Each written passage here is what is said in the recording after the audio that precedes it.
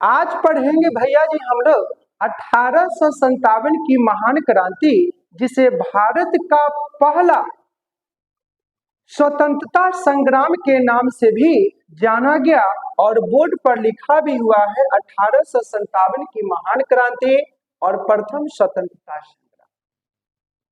ये जो संग्राम है 1857 की क्रांति है, एकाएक स्टार्ट नहीं हुआ होगा, बल्कि स्टार्ट होने के पीछे कई सारा रीजंस, बहुत सारा कारण भी रहा होगा।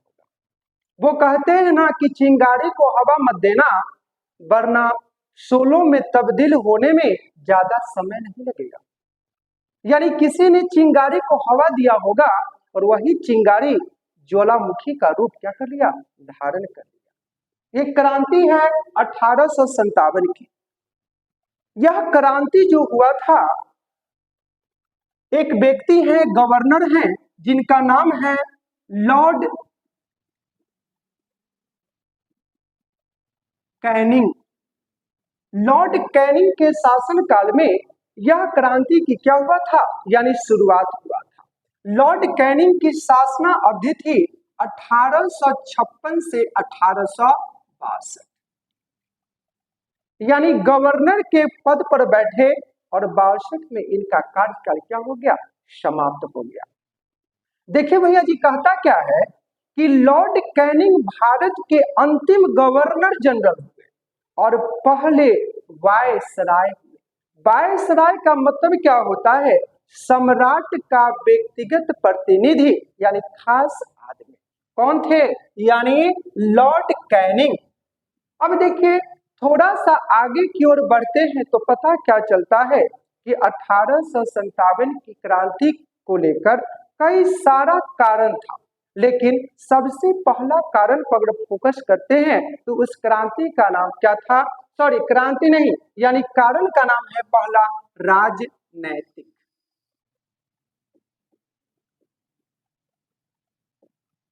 कौन सा है, राजनैतिक कारण पहला था। दूसरा का नाम क्या है, आर्थिक कारण।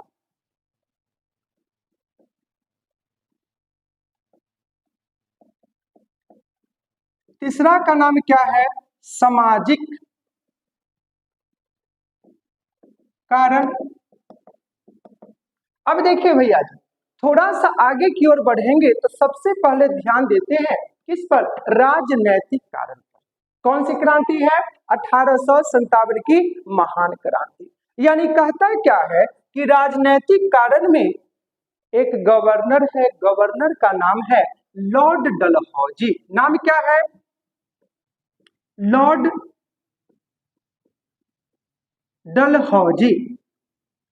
अब देखिए, लॉर्ड डलहौजी थे 1848 से 1856 तक ये गवर्नर के पद पर कार्य किए थे और इन्होंने अपने जमाना में महत्वपूर्ण कार्य किया।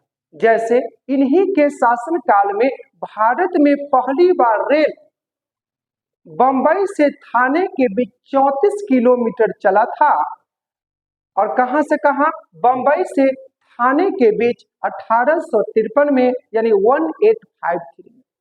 ये इंपॉर्टेंट क्वेश्चन था भैया जी, इस कारण से हमने क्या कर दिया, आपको बता दिया।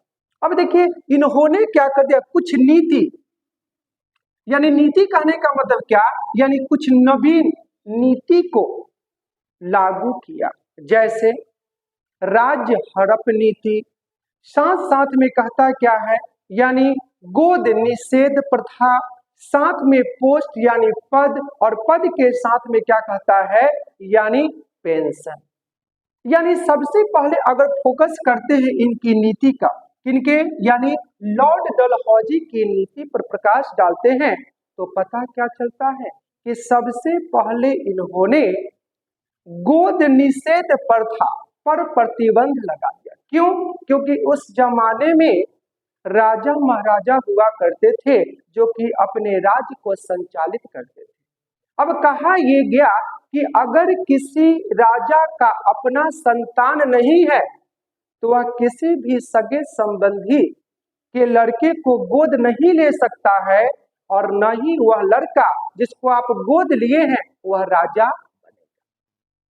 जिसके कारण क्या हो गया, अंग्रेजों के यानी अंग्रेजों के प्रति भारत के राजाओं के मन में क्या हो गया, यानी शंका दुविधा उत्पन्न हो गई और इनके मन के अंदर में प्रतिशोध की भावना जगी थी। यानी हमारा देश है, हमारा राज्य, हमारी सरकार है और हमारी सरकार पर कोई दूसरा प्रतिबंध क्यों लगा रहा है, पहला कारण। दूसरा में क्या कहता है कि किनका, यानी लॉर्ड डलहौजी का, यानी राज्य हड़प नीति। यानी इसमें क्या हो गया कि कुछ राजे राजवाड़े थे जिस पर उनका अपना अधिकार था और हड़प नीति के तहत उन्होंने क्या कर दिया, यानी उनके राज्य को हड़प लिया और अपने अंडर में कर लिया। किसने कर लिया, यानी लॉर्ड डलहौजी। बस समझ आ रहा भैया जी। देखिए पीछे पता नहीं क्या सोच रहे हैं। वो कहते हैं ना कि यादों के सहारे जिंदगी को जिया नहीं जा सकता, क्योंकि याद तो बीता हुआ कल होता है और आज हम हैं। यानी बीते हुए कल के सहारे जिंदगी को कभी जिया नहीं जा सकता, यानी जो कल बीत गया है उसके चक्कर में मत रहिए। बात कुछ समझ में आ रही है। अब देखते हैं, थोड़ा सा आगे की ओर बढ़ते हैं तो पता क्या चलता है कि राज्य हड़प नीति के तहत क्या हो गया कि डलहौजी ने क्या कर दिया, यानी कुछ क्षेत्रों को, कुछ प्रांतों को अपने अधीन कर लिया। कौन कर लिया, यानी लॉर्ड डलहौजी ने। इसके लिए एक छोटा सा ट्रिक है। ट्रिक क्या है कि बस झांसा नहीं, बस झांसा नहीं। अब देखिए, बस झांसा नहीं,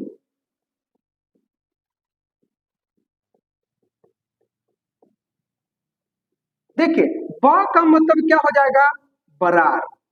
स का मतलब हो जाएगा संभलपुर और झा का मतलब हो जाएगा झांसी। यही कि न थी रानी लक्ष्मीबाई झांसी। और स का मतलब हो जाएगा कौन सी आपको, सतारा, महाराष्ट्र में पड़ता है। और न का मतलब हो जाएगा नागपुर। बचपन में हम लोग खेलते थे ना कि कानपुर से नागपुर की दूरी कितना है, तो बउआ बोलता था एक बिता भैया, ठीक ना। ये सारे को क्या कर दिया, लॉर्ड डलहौजी ने हड़प नीति के तहत अपने अंडर में कर लिया। अब बताइए, किसी का राज्य है उसको कोई अपने अंडर में कर लेगा तो अंग्रेजों के प्रति गुस्सा आएगा कि प्यार आएगा। सोचने की बात है, गौर फरमाइएगा। आगे चलते हैं। अब देखिए साथ में क्या कहता है कि सबको उस जमाने में, यानी कुछ राजे राजवाड़े थे, उनको मिल रहा था पेंशन। अब पेंशन क्या था, जैसे कि मान के चलिए कानपुर के एक शासक है जिसका नाम है नाना साहब।